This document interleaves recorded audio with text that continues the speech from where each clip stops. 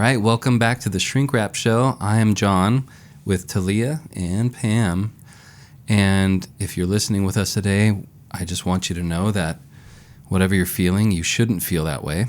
Other people have it worse, and you should just move on. So, stop it. Today we're talking about toxic positivity. Such a buzzword. I think of Tigger. Yeah.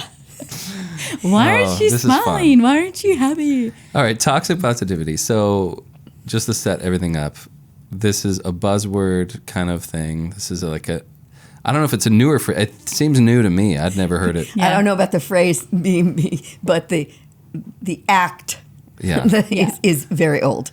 But we all know what a Debbie Downer is. Mm-hmm. We all know what someone who's chronically negative and what are some other opposites? Worry, yeah. The Karens. Yeah, Karens, sure. Yeah. Karens. But now the opposite. And I've known a few.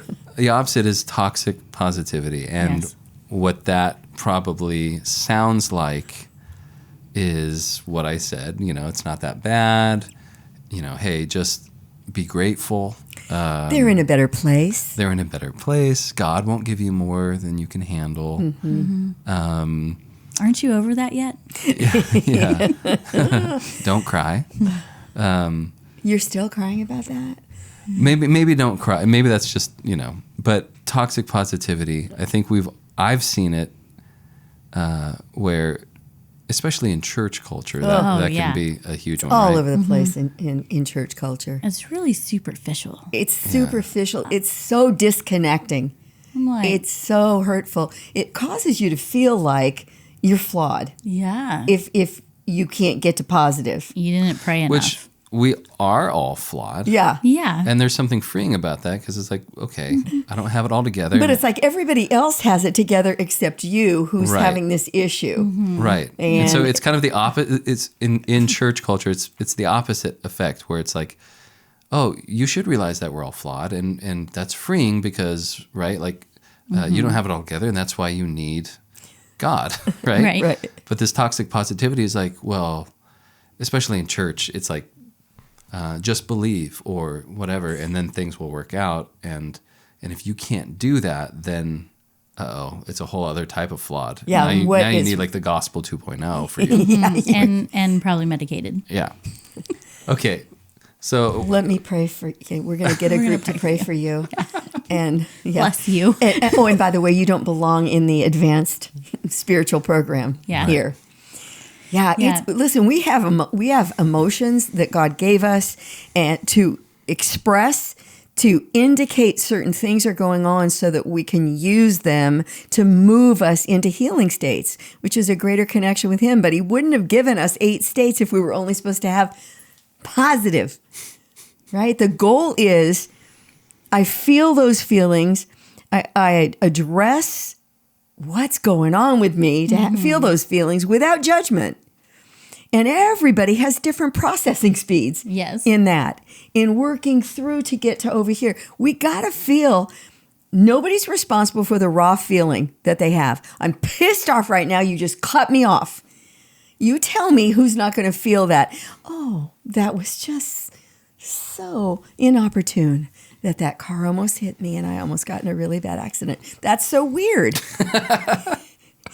It's the same kind of weird when I'm sad. Yeah, and then I go up to you and be like, hey, how are you doing? Yeah. And you're like, I'm fine, or I'm good, I'm okay, everything's good. And then I kind of dismiss how you're really feeling. Yeah. That's that toxic positivity that, do I have that time to go into what I actually feel? So I'm going to put this fake face on and say, everything's great. No, I'm when good. It's not. I'm good. Yeah. So positivity can be a defense mechanism? Absolutely. Mm-hmm. Absolutely. Okay. I'm going to put this mask on so no one can see that I'm hurting. Because it's become sort of in church culture, at least traditionally, it's a have to. This is what's supposed to show up. Mm-hmm. That I go to Romans 8:28 and apply it all the time, perfectly.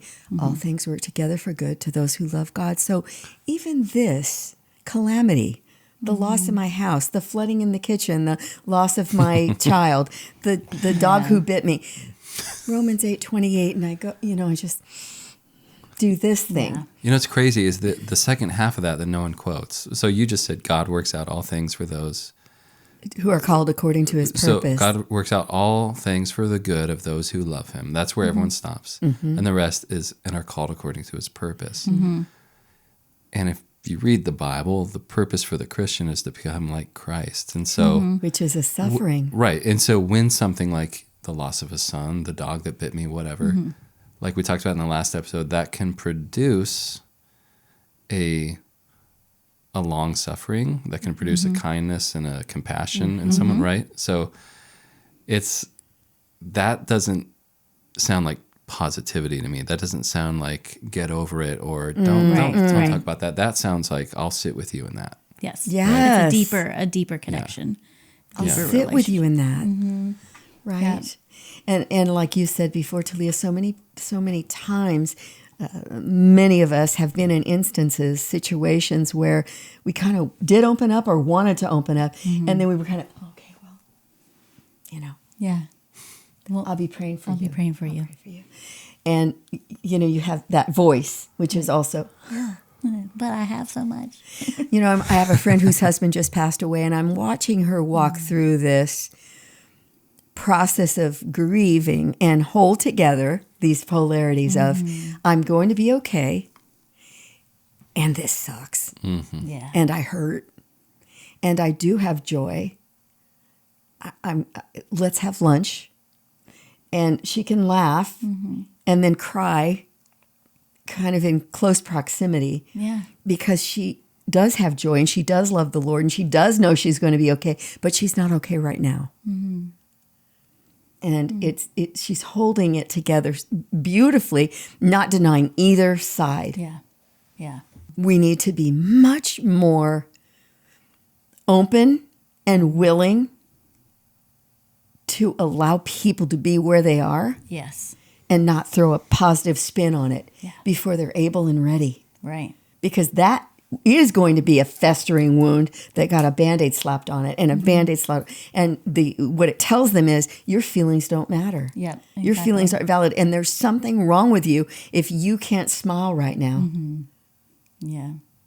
And we see that a lot in our church culture because the joy of the Lord is my strength. Yeah, we have to look like we're perfect in some kind of aspect. And if you're in church leadership or work at a church, they have to fake it till you make it, or they have to put on this mask and show up inauthentically, honestly. And that's where it gets really messy. Now, have you guys seen this outside of church culture? Absolutely. What does that look like? Well, I mean, usually it's like in a public setting. I will say this, okay. I love my sisters. I have some amazing sisters. But I have one sister in particular who really loves to say that she's healed and everything's fine. There's nothing wrong. And there's times where I'm like, I feel like I am doing something wrong. And so I have to one-up her and be like, oh, yeah, like I accomplished this. And I'm, but I hurt so deep and I have so much that I want to share with her, but it doesn't feel safe. And I think our families show that a lot because especially if we've been around our family for so long and we know that certain people are not available in that aspect, and so we will put on that everything's fine. Right. Maybe you don't share certain problems with your in-laws because they want to keep everything up. Right. They don't want to. They're uncomfortable with the process. A lot of times people feel like I've got to fix that, and that feels really awkward if I can't fix that. So don't leave that with me. Yeah. And so a lot of people do struggle with being in okay and the not okayness. Yeah. Yeah. Like, this is just a hard one right now, and I can just sit with this with you. And it's ironic because when someone is like, they kind of do the cheer up thing and like move along quickly, they can probably truly be thinking that maybe they're helping, or maybe they're, whatever. Yeah. Maybe they're not aware enough to where they think they're helping. Yeah. And what they don't realize is they just made you feel that much lonelier. That much alone. Yeah. That's like much more alone for sure. You're not seen. You can't take this to anyone. You just, they're like, I like being with you, but I don't want to be with that part of you. Just, right. I can't. I don't know why, Yeah, I think that because Scripture tells us, I become all things to all people, that in those moments of emotion, I believe that Jesus modeled it best to become what was needed in a moment. The lesson that I was giving today, daughter, I see you. Mm-hmm. You're healed. Go in peace. Mm-hmm. And I believe that, I just don't see him going, so, wow, that's a really hard thing. You've been bleeding for 12 years. Woo! You're healed. You are lucky. You win a prize for the Guinness Book. Yeah, that's not what Jesus did at all. And so that's, I mean, being able to have that ability to sit in that presence with someone while they're hurting, but also having that feeling of joy within you. You can have that. I think that's healthy. Not all problems get solved. Yeah. Not all situations get resolved. I want to say the place where I've felt most, where there's this lack of toxic positivity, is when we've been in Israel. Mm-hmm. The pain that's palpable and the joy that's also present. Mm-hmm. Mm-hmm. So we got to be real with people. Give people a place to be wherever they are. Yeah. Be a receptacle of hope as well, but also. Now, to be real, someone who is constantly ultra negative, they're not fun to be around. No, that's difficult. No. But the reality is it's not healthy either. So toxic positivity is not toxic healthy. Negativity is not either. Yeah. Mm-hmm. Right. So the way I understand it is, we feel something like we feel shame, and we can take that into toxic shame, and we can beat ourselves up. We can just be super insecure, just talk crap about ourselves all the time, and just be like, I'm no good. I could never do that. You're just toxically negative now, and you're pouring shame on yourself. Or you could kind of go into, I messed up. I have limitations. Humility. I'll grow from this. Yeah. So, but you can't go to either place if someone's just like, put a cap on that. Right. Everything's fine. You're fine. You can't shortcut the process. You can't shortcut the process. That's a really good way to say it. Yeah. So that's kind of what it feels like. Is toxic positivity wants to just shortcut the process. It wants to say, you're fine. Everything's all good. But you have to get to good. You have to get to good. And it's a little bit of a distance sometimes. Yeah, you can't that's a really great way to say it. You can't shortcut that. And so whether I try to shortcut it because I feel uncomfortable with you, or I think I'm helping you and I really want to help you and I feel distraught when I can't, or whatever the other reason might be, it isn't helpful. So we sit with somebody where they are. Yep. And I know last night I was feeling anxious about today and preaching in Spanish. And what was most helpful, it wouldn't have been helpful for anyone to say, well, don't feel that way. No, I am feeling that way. What was helpful is, it's going to be fine. I'd be nervous too. Yeah. You'll be okay. Yeah, so that you're seeing their problem, you're with them in it, and you're offering comfort. Yeah. So what I said to you was not helpful. No, it wasn't. You're often not helpful. I said, you've done this before. It's ironic that positivity in someone's mind can actually not be comforting. And can actually be negative. Yeah. Yep. Yeah. So take your toxic positivity and get out of here. TTFN. I mean, I would never approach my friend whose husband just passed with, hey, oh my gosh, everything's going so great in my life. Or even on more realistic, someone could be like, he's in a better place. Oh, she got it'll all work out. It'll all work out. He was suffering for so long. Yeah. You don't want him to suffer anymore. You'll see him again. Okay, well, it still sucks. Yeah. It's a really hard place. People don't know what to do, especially with a grief that big. So, for recovering toxic positive people? This is a new 12-step group. Yeah. Hi. What are some things you can say when you're uncomfortable with people's emotions? Like, let's say a big one, the loss of a loved one. What can you say? What's a baby step for something? What about Bob? Baby steps? Yeah. What about Bob? Yeah. My big go-to line is, it's hard. This is hard. How can I help? What do you need? How are you doing? Sometimes that's a hard one for them to answer because they don't even know how they're doing. They can't even sort. Yeah. Sometimes I've had, sessions that were mostly silent the entire time, and there's just crying. We weep with those who weep. We rejoice with those who rejoice. And I feel guilty for those sessions sometimes to charge them because I'm like, I didn't do anything but sit Shiva with them. Yeah. How about you, Tahliah? I call it the ministry of presence. Just sitting with them.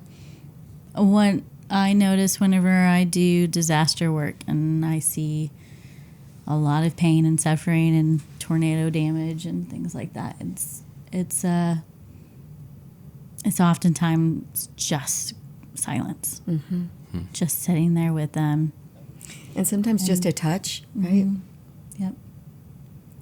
Because it's grounding. You feel like you're floating when you're grieving. You feel like you can't, nothing feels real. It's surreal. It's complicated. It's confusing. The brain's not even really, the prefrontal's not online with grief. And I know we're not talking about grief, but again, there's no connection with that. Yeah, it's also talking about shame. I mean, if you're recovering toxic positive or whatever you want TP. And that's what we're going to do with that. The reality is if I'm in a third world country and people have been devastated, like I don't know what that's like, and I don't know what to do. And realistically, like I may have something to offer them, but I don't even know what they need from me. So that's what we said in Israel. When we were in Israel, we were like, neither one of us have been to war. Neither one of us have experienced anti-Semitism, any of that. And we were like, God, what are we going to do? And the number one thing that we both came out and said was that Holy Spirit guided us through that in such a tangible way of us just being present. They recognize that we don't have the answers, and that's okay. But we know the Father that does. We know Lord. And we can be present. We can be there. Yeah. They're seen. They're heard. Their stories are heard. Their stories are sacred. It's sort of and we said this, and I've said this to my friend, I don't fully understand, but I'm here. And we said that in Israel. We said, you guys are experts on trauma. You live in constant trauma. You're in a war right now.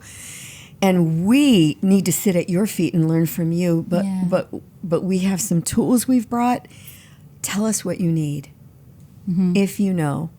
And otherwise, we're going to go. Yeah. We're going to start.